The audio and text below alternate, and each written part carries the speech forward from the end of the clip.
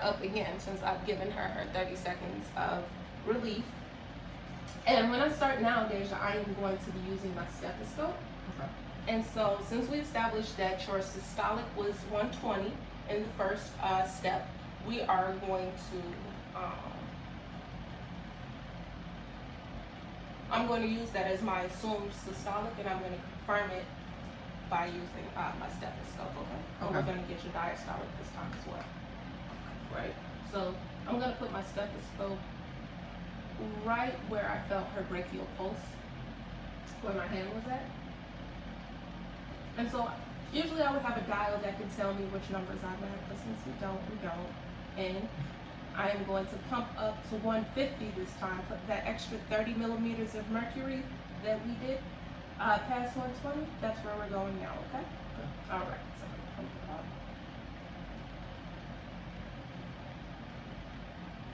Okay, and then we're gonna slowly release.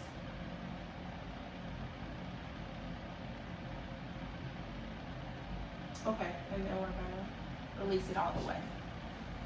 Okay, so Deja, I got your blood pressure at 118 over 58, and usually we want our blood pressure within or under 120 over 80, and so like I said, yours was 118 over 58, so you were well within range for your blood pressure. Okay. Okay. All right. Okay. So now, Deja, I want to move on to your getting your pulse oximetry done, okay?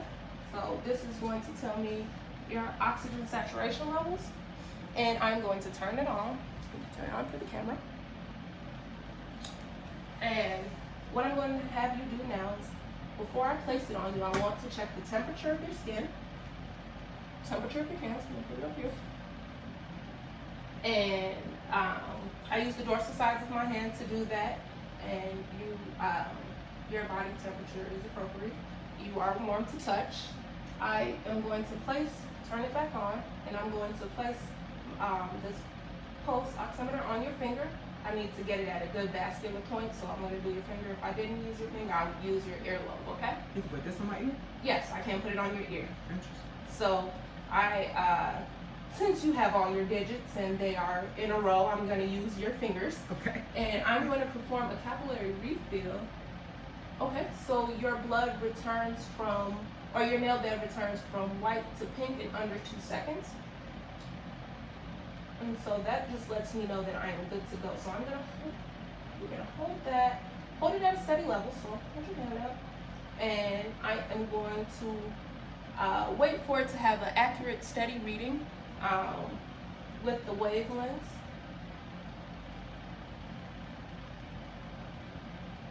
Before I record.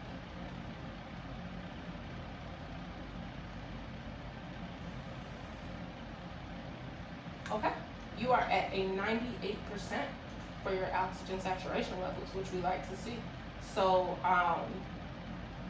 now, Deja, this would conclude our vital signs, or me collecting the vital signs. What I'm gonna do now is clean off all of the equipment I use. And while I'm cleaning that off and performing my hand hygiene first, of course, do you have any questions? Just one quick question. What's the goal for the pulse oximeter? Oh, so with the pulse oximeter, we are checking, one, it checks your pulse and it checks your oxygen saturation levels. So how much oxygen is actually in your blood. And that range we like to see between 95 to 100%. And you were at a 98%. That's good. So it is good. Yes, you were Okay. well within range. So, like I said, I am going to clean off my equipment. And any more questions? That's all. That's all. That was Thank all. you. I appreciate you. Yeah, no problem. So, Deja, after I'm done cleaning off this equipment,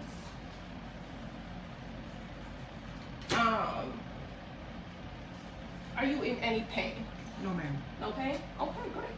I'm sorry. Just wanted to make sure everything was clean. No problem. I want to be able to leave you feeling good, so I'm gonna put your call light closest to you. Thank you. I'm going to get you up in the bed, and well, if you were in the bed, I'll put your bed at the lowest position, raise those rails up, and maybe offer you a pillow or something if you need to. Okay. All right. I appreciate it. If you don't need anything else for right now, I'm gonna head out and I'll be back within 10 to 15 minutes to check on you. That sounds great. Okay, thank you so much. Thank you.